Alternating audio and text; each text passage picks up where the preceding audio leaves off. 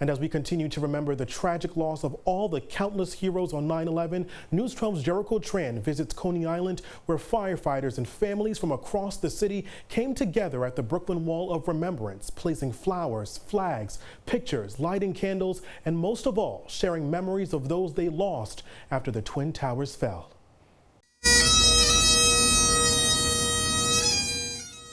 A ceremony honoring the amazing grace of the 343 firefighters who gave their lives saving countless people on September 11th, 2001.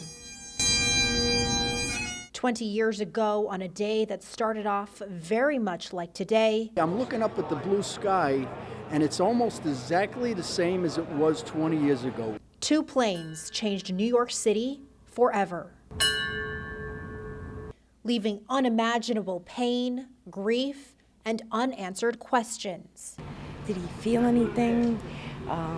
Was he scared at that moment? They found nothing of him. Recover!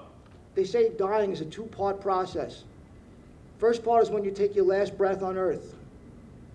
The second part is when the last person who knows you, or the last person who knows of you, says your name for the very last time. Their names and legacy. Firefighter Faustino Aposto Jr., Battalion 2. Will continue to rest on the hearts and lips of those here today. I always remember him always being strong, and I guess he was strong to the end. Jeffrey Palazzo.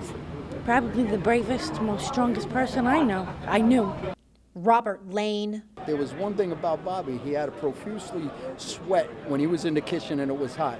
So we got some of Bobby's profusely sweat into some of our food, and I think it rubbed off on us. Jeffrey Olson. Always laughing. He was a practical joker in the firehouse. Vincent D. Kane. Our first job together, I asked him to lighten up on the line, and he looked up at me and says, "What do you mean by that?"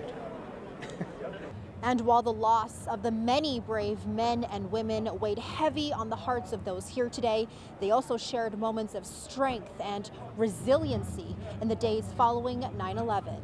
But it was just the feeling that the city had after 9/11, where we were one, which we've not seen so much of anymore. A reminder to stick together both in times of trouble and happiness.